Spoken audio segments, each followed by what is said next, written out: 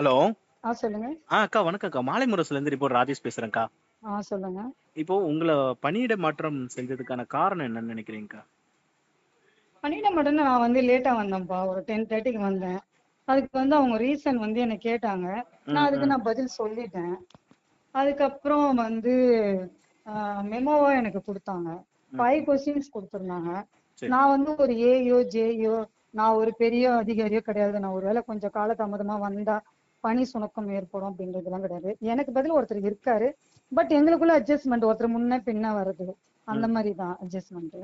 நான் கொஞ்சம் லேட்டா வந்துட்டேன். பட் எனக்கு வந்து 5 கொஸ்டின்ஸ் கேட்டிருந்தாங்க. ஒண்ணு வந்து காலதாமதம், பணிக்கு வந்து டேன் டியூட்டி ஒழுங்கா வரல, அலுவலக ஆணைய மீறுதல். நீங்க பாத்திருப்பீங்க அந்த மெமோ எல்லா இடத்துலயும் இஷ்யூ ஆயிருக்கு. ஆக்சுவலி அது வந்து நான் எதுவும் கொடுக்கவே இல்லை. என்னோட மெமோ வந்து எப்படியோ ரிப்போர்ட்டர் கையில போயிருக்கு. நான் ஒழுங்கா 1 மந்த் நான் போய் வேலைக்கு போயின்னு தான் இருக்கேன். அது அப்படியே போய் அது இப்போ வந்து இன்னைக்கு பூதாகரமா ஆயிடுச்சு. இப்ப அது வெளியில வந்தோடனே என்ன கேள்வி கேட்க ஆரம்பிச்சிருக்காங்க எல்லாரும். எப்படி உங்களை மாத்தினாங்க அப்படின்னு சொல்லிட்டு. நான் வந்து அந்த 5 கொஸ்டினுக்கு அலுவலக ஆணையன்னு எனக்கு எந்த ஆணையம் விடல. நான் பதில் கேட்டேன். அதுக்கு அவங்க பதில் எனக்கு கொடுக்கல. அதுக்கப்புறம் டேன் டியூட்டி சரியா செய்யலன்னு சொல்லியிருந்தாங்க. நான் டேன் டியூட்டி எல்லாமே நான் கரெக்டா தான் பண்ணியிருக்கேன். என்னுடைய முறைப்பணி நான் சரியா செய்யலன்றீங்களா, அந்த நாளை சுட்டி காட்டுங்க, எந்த கிழமையில வரலன்னு சொல்லுங்க. அது எனக்கு சொல்லல. ரெண்டாவது என்னை டிரான்ஸ்ஃபர் பண்றது 1 வீக் முன்னாடி சிவசங்கரன் வந்து என்னை வந்து லிப்ஸ்டிக் எல்லாம் போடக்கூடாது அப்படின்னு சொல்லியிருந்தாரு. சரிங்களா. அந்த மாதிரி எனக்கு இப்போ போன் வந்துகிட்டே இருக்கு, என்னால முடியல. அதனால சொல்லியிருந்தாரு. நான் அது சொன்னேன், இது என்னுடைய பர்சனல். நான் வந்து இந்த மாதிரி மேடம் கலரும் உங்க கலரும் ஒரே மாதிரி இருக்கு, அதை மாத்திக்கிங்கன்னாங்க. என் ஃபேஸ்க்கு எது சூஸ் ஆகுதோ அதுதான் நான் போட முடியும்னு சொல்லிட்டேன். வேற ஒரு லேடி அவங்கள பார்த்து இந்த மாதிரி கலரை நீங்க போடுங்கன்ட்டு இவர் சொன்னாரு. அது வந்து நீங்களா சொல்லக்கூடாது சார், எனக்கு என்ன தோணுதோ அதை தான் நான் பண்ணுவேன் அப்படின்னு சொல்லிட்டு நான் கம்மன் போயிட்டேன். எனக்கு சின்ன வயசுல இருந்தே போட்டு பழகன்னு போயிட்டேன். அதுக்கப்புறமா வந்து இந்த கொஸ்டினும் வந்து அதிகாரியின் பேச்சை கேட்கலன்னு போது அதை நான் மென்ஷன் பண்ணினேன்.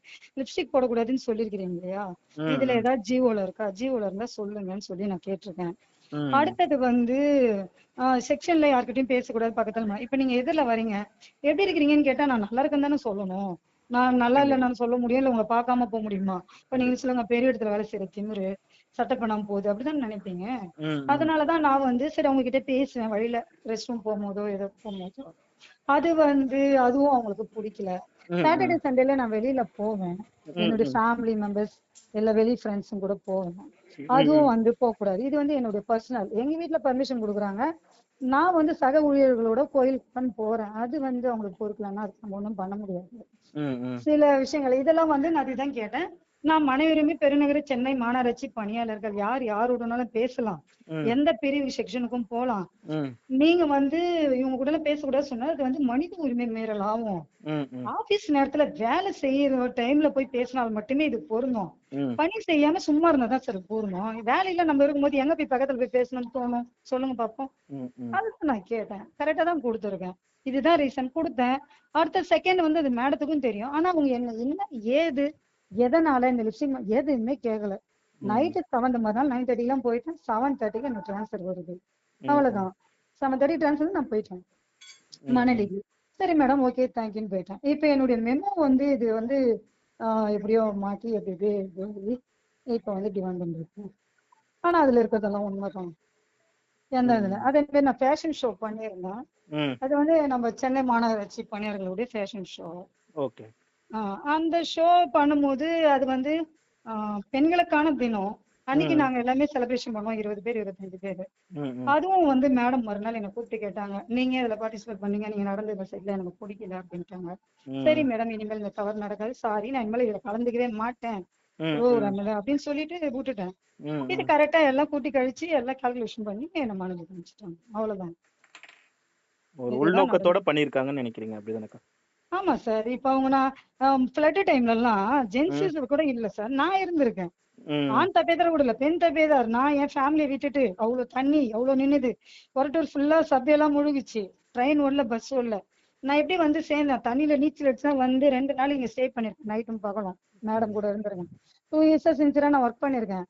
இங்க ஆபீஸ்ல இருக்கும்போது என் கையை ஃபிராக்சர் ஆயிருக்கு எல்லாமே, சரிங்களா. அப்படி இருக்கிறவளை தூக்கி சரி உங்களுக்கு வேண்டாம் அப்படின்னு நினைச்சீங்கன்னா எங்கன்னா ஒழிஞ்சு போட்டோம், பக்கத்துல போட்டு விட்டுருக்கலாமே. மணலிக்கு ஏன் போறீங்க? ஜோன் 6 சேலரி ஜோன் 6ல வேக்கன்ட் இருக்கு, ஜோன் 7ல வேக்கன்ட் இருந்தது. தூக்கி எதுக்கு நீங்க மணலிக்கு போடுறீங்கன்னு சொல்லுங்க. மணலிக்கு என்ன தூக்கி போட்டனாலதான் இப்போ இதாயிடுச்சு. நான் என்ன பண்ண முடியும்? நான் அவ்வளவு தொலை எப்படி போக முடியும்? ஒரு ஆக்சுவலி ஜீவ பிரகாரம் ஒரு 10 கிலோமீட்டர்ல இருக்கணும் ஒரு ஸ்டாப் உடைய வீடு. அப்படிதான் இருக்கணும். நான் ஒரு பெண் 70 கிலோமீட்டருக்கு போயிட்டு வரேன்ல, என்னோட உடம்பு எப்படி இருக்கும் சொல்லுங்க. அப்ப நான் அந்த கொஸ்டின்ல கேட்டனாலயா எனக்கு வந்து கை கால் ஃப்ராக்சர் ஆயிடுச்சு, கால தாமதத்துக்கு என்னால வேகமா வர முடியல, டெய்லி நைட் லேட்டஸ்ட்ல போறன்றதுக்காக என்னை தூக்கி அப்போ அவங்க 70 கிலோமீட்டர் டிராவல் பண்ணுன்னு போட்டிருக்கீங்க. அது வந்து உள்நோக்கம் தானே, பழி வாங்குற நோக்கம் தானே. ஒரு பெண்ணா இருந்து எனக்கு லிப்ஸ்டிக் போட உரிமை இல்லையா சொல்லுங்க. அப்படின்னு பார்த்தா ஜிசிசி ஃபுல்லாதான் லிப்ஸ்டிக் போட்டிருக்காங்க. யாராவது போடலன்னு காட்ட சொல்லுங்க பாப்போம். ஏன் பர்டிகுலரா என்ன மட்டும் தாக்கணும்? நான் என்ன தப்பு செஞ்சேன்? கலரா இருக்கிறது ஏன் தப்பா? டார்க் கலர் சாரி கட்டக்கூடாதா? நான் மத்த டைம்ல நான் வந்து யூனிஃபார்ம்ல தானே இருக்கேன். நீங்கள கூட பாத்திருப்பீங்க. ஒரு மன்ற கூட்டம் நடக்குதுன்னா ஆம்பளைக்கு என்னையா 3 மணி நேரம்னாலும் நிக்கிறேன், 5 மணி நேரம் நிக்கிறேன், 3 மணி வரைக்கும் சாப்பிடாம கூட நான் நிக்கிறேன். மீட்டிங்னா பின்னாடி நிக்கிறேன். என்னால முடியலன்னு சொல்லிட்டு நான் வேணா போயிடறேனா? இல்லையே. என்னுடைய வேலையில நான் கரெக்டா தானே இருந்தேன். சொல்லுங்க. அப்ப ஏன் என்ன மாத்துனீங்க? ஏன்னா மாத்துங்க, தப்பு இல்ல. பனிஷ்மெண்ட் பேர் அங்க தூக்கி போட்டீங்களே. இப்ப எல்லாம் சார் நான் சொல்லனாலும் ஊரே கேக்குதுல்ல சார்.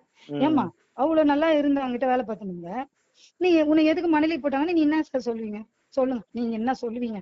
ஏன் போட்டாங்கன்னு கேட்டு கேட்டு எனக்கு 1 மாசம் மன உளைச்சல். நான் எப்படி பதில் சொல்லுவேன்? இவங்க இதனாலதான் இப்படி பண்ணிருக்காங்க நான் சொல்ல முடியுமா? இன்னைக்கு வந்து அதுதான் சார் கடவுள் இருக்கிறான். யார் மூலியமோ அந்த மெமோ போய் இன்னைக்கு உலகத்துக்கே வந்து வெளிச்சமா வந்துச்சு. பாத்துக்கங்க. நான் சொல்லல, அதுவே வந்துடுச்சு. இதுதான் சார் நடந்தது. Okay sir. Thank you sir. Okay sir. Thanks.